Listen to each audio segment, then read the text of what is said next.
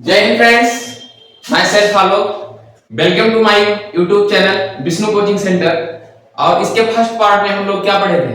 Additivity of charge पढ़े थे, properties of charge पढ़ रहे थे। अब हम सेकंड पार्ट में पढ़ेंगे क्या? Conservation of charge. तो चार्ज की ही प्रॉपर्टी है जो सेकंड प्रॉपर्टी में आती है। तो हम क्या पढ़ने चल रहे हैं? कंजर्वेशन ऑफ चार्ज पढ़ने चल रहे हैं। क्या पढ़ने चल रहे हैं? Conservation of charge.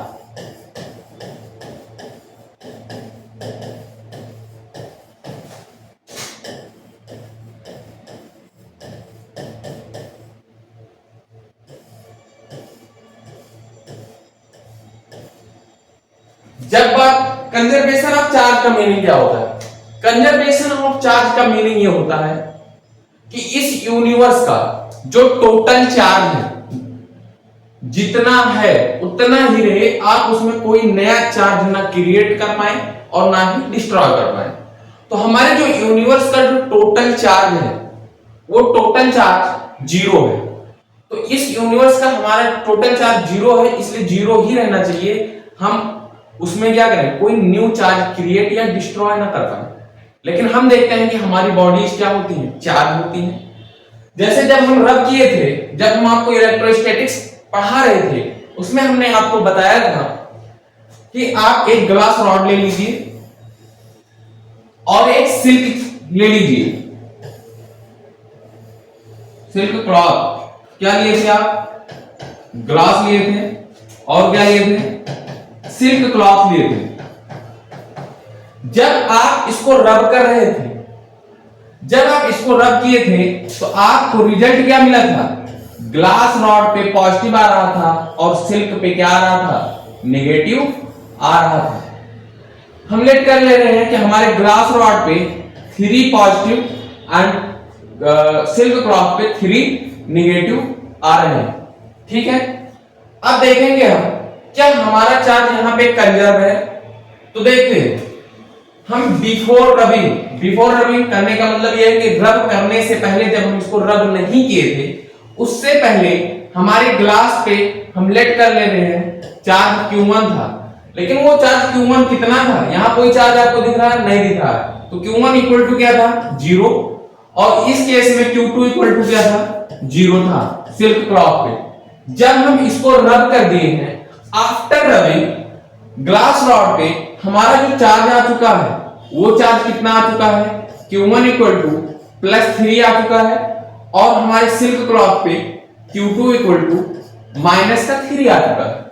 इतना हो चुका है। देखिए यहां पे हम देखेंगे टोटल चार्ज कितना है बिफोर रबिंग। तो जब यहां पे हम देखेंगे टोटल चार्ज, तो टोटल चार्ज इक्वल टू क्या हो जाएगा? Q1 + Q2 हो जाएगा क्या? नहीं हो जाएगा? हो जाएगा। यहां देखिए Q1 इक्वल टू क्या है? 0। Q2 इक्वल टू क्या है? 0 इक्वल टू क्या? 0। टोटल चार्ज कितना है? 0 है। ठीक है, यानी बिफोर रबिंग टोटल चार्ज कितना था? 0। अब हम देखेंगे आफ्टर रबिंग हमारा चार्ज कितना है।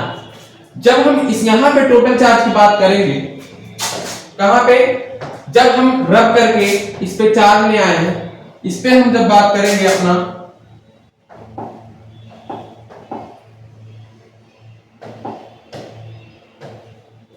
टोटल चार्ज,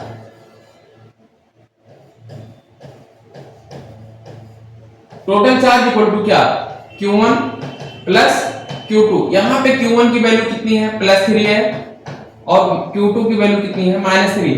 +3 और -3 को जब हम ऐड करेंगे कितना हो जाएगा? +3 में से -3 सब्ट्रैक्ट हो जाएगा और हमें रिजल्ट क्या मिलेगा? 0 मिलेगा।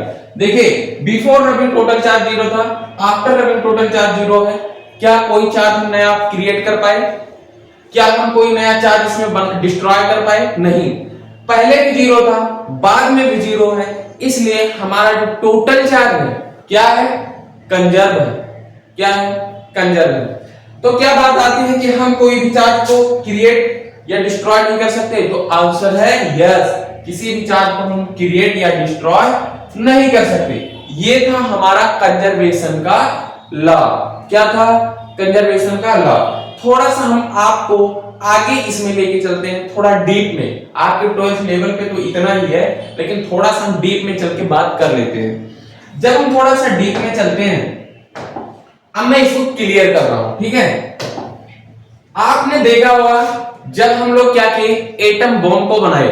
जब हमारा एटम बॉम्ब बना तो एटम बॉम्ब जब ब्लास्ट करता है तो बहुत सी सारी एनर्जी, लार्ज अमाउंट में एनर्जी क्या होती है, बाहर निकलती है। तो बात आई, उस समय सोचा गया इतनी एनर्जी कहां से आ रही है। तो आपके आइंस्टीन साहब जो थे उन्होंने बताया कि जो हमारा मास है, मास क्या, मास जो है ये किसमें कन्वर्ट होता है, मास कन्वर्ट होता है किसमें, एनर्जी में। किसमें होता है, एनर्जी में। किसमें कन्वर्ट होता है, एनर्जी में। और एनर्जी फॉर्मेशन हो जाता है और हमारा बॉम्ब ब्लास्ट हो जाता है। किस इक्वेशन से बताया था इन्होंने बताया था इक्वल टू mc स्क्वायर से। लेकिन यहां पे हम मास नहीं पढ़ रहे, क्या पढ़ रहे हैं, चार्ज की प्रॉपर्टी। अब ये हम पढ़े थे इलेक्ट्रॉन थ्योरी में कि हमारा जो चार्ज होता है, सबसे स्मॉल जो चार्जेस है वो चार्ज विदाउट पार्टिकल कंसिस्ट नहीं कर सकता। अगर हमें किसी भी बॉडी को चार्ज देना है तो उसके लिए हमें एक पार्टिकल ट्रांसफर ही करना पड़ेगा, और उस पार्टिकल का नाम क्या है, क्या नाम है, उसका नाम है इलेक्ट्रॉन। और उस इलेक्ट्रॉन पे चार्ज कितना होता है, 1.6 इंटू 10 टू द पावर -19, और ये इलेक्ट्रॉन का चार्ज है इसलिए यहां पे आप माइनस लगा देंगे। इतना चार्ज होता है मिनिमम। तो जब हम इसका इलेक्ट्रॉन से कोई छोटा पार्टिकल है ऐसा जो चार्ज रखता है, तो आंसर है नहीं, कोई चार्ज नहीं है, कोई ऐसा पार्टिकल नहीं है जो इलेक्ट्रॉन जितना चार्ज रखता है उतना चार्ज रखता हो। तो हम ये जानते हैं कि किसी को हमें चार्ज देना है तो एक इलेक्ट्रॉन, कम से कम एक इलेक्ट्रॉन तो देना ही पड़ेगा, देना पड़ेगा, ठीक है। तो जब हम क्या करते थे, मास को डिस्ट्रॉय करते थे एटम बॉम्ब में, जब हम मास को डिस्ट्रॉय करते थे, मैटर डिस्ट्रॉय होता था, तो क्या ये आप बताइए, मैटर एटम से मिलकर बना है, और जब एटम से मिलकर बना है तो उस एटम में इलेक्ट्रॉन होगा या नहीं होगा, होगा। तो जब मैटर आपका डिस्ट्रॉय हो रहा है, एटम डिस्ट्रॉय हो रहा है, तो इलेक्ट्रॉन डिस्ट्रॉय नहीं हुआ, हुआ कि नहीं हुआ, हो गया ना। तो जब इलेक्ट्रॉन आपका डिस्ट्रॉय हो गया, और अभी इससे पहले हम आपको क्या बताएं कि आप चार्ज को डिस्ट्रॉय नहीं कर सकते। इलेक्ट्रॉन डिस्ट्रॉय हुआ मीनिंग ये है कि इतना चार्ज क्या हो जाएगा, डिस्ट्रॉय हो जाएगा। अब यहाँ पे कंट्रोवर्सी आ गई कि नहीं, विवाद हो जाएगा, तो हम लोग क्या करेंगे, फंस गए। तो उस समय सोचा गया कि ऐसा कैसे हुआ, तो उस समय ऐसा केवल हाइपोथेटिकली सोचा गया था। प्रूफ जो हुआ वो 10-20 साल बाद जाके हुआ, आफ्टर 20 इयर्स 30 इयर्स। बहुत सी सारी थ्योरी है पहले की क्या हुई, उनका केवल उनको सोचा गया, बहुत बाद में जाके प्रूफ हुई थी। तो उस समय सोचा गया कि हमारा जो एटम होता है, उस एटम में जैसे इलेक्ट्रॉन होता है वैसे भी एक पार्टिकल होता है, उतना जितना मास इलेक्ट्रॉन का होता है उतना ही मास उस पार्टिकल का होता है, और जितना चार्ज इस पे निगेटिव होता है उतना ही चार्ज उस पार्टिकल पे भी पॉजिटिव का होता है, और उस पार्टिकल का नाम रखा गया पॉजिट्रॉन। क्या रखा गया, पॉजिट्रॉन रखा गया।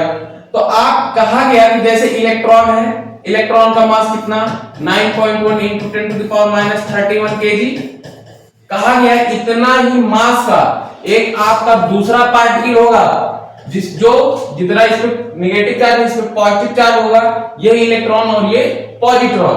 तो कहा गया कि जो हमारा एटम बॉम्ब ब्लास्ट करता है, कैसे ब्लास्ट करता है, ये इलेक्ट्रॉन ये पॉजिट्रॉन, इस पे नेगेटिव चार्ज इस पे पॉजिटिव चार्ज। हम जानते हैं अनलाइक चार्जेस एक दूसरे को अट्रैक्ट करते हैं, इनके और इनके बीच डिस्टेंस बहुत कम होता है, और ये एक दूसरे को अट्रैक्ट करके हेड ऑन कोलिजन करते हैं, और इनके परखच्चे उड़ जाते हैं आपके एटम के ऑब्जेक्ट, जो एटम बम होता है, और बहुत सारी एनर्जी निकलती है।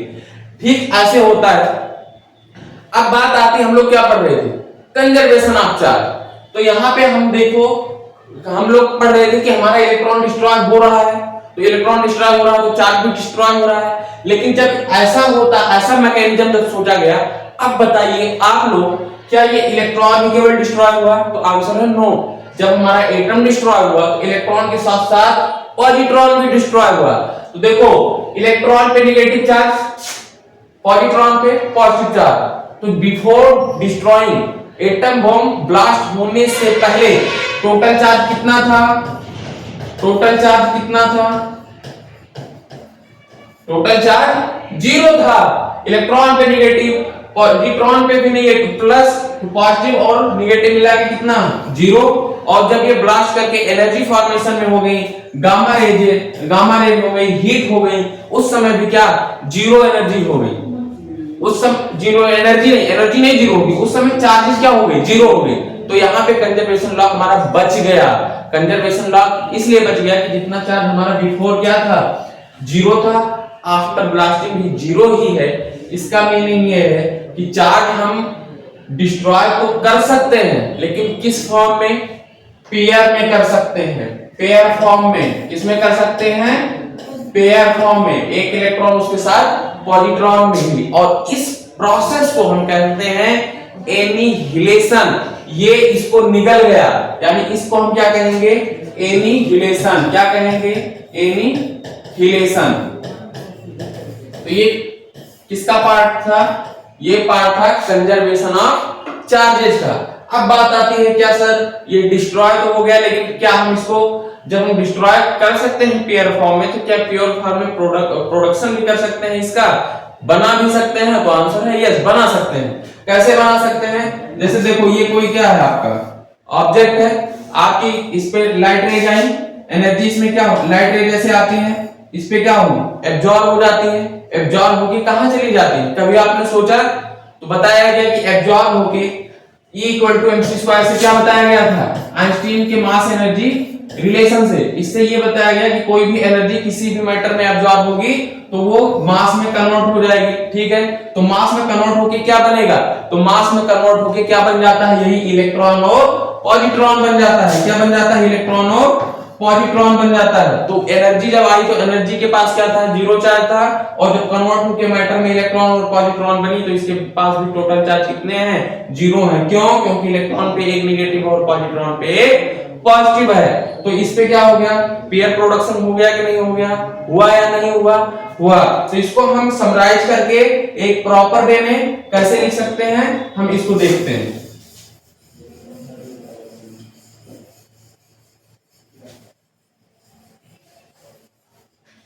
इसको देखिए,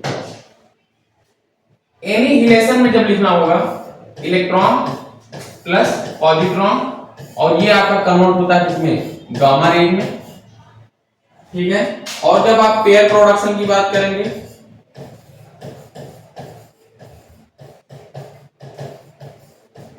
पेयर प्रोडक्शन में क्या होता है? कोई आप हेवी मेटल ले लीजिए, लाइक प्लेटिनम ले लीजिए, और इस पे आप क्या कर दीजिए? गामा रेज इंसिडेंट करा दीजिए, और इस किसमें फॉर्म कर देगा? ये इलेक्ट्रॉन में और पॉजिट्रॉन में। तो ये आपके क्या थे? कंजर्वेशन ऑफ चार्जेस के पार्ट थे। आप लोगों को समझ में आए होंगे। अच्छे लगे तो वीडियो को लाइक करिए, चैनल को सब्सक्राइब भी करिए, और ऐसे कंटेंट हम आपको प्रोवाइड करवाते रहेंगे। Thank you.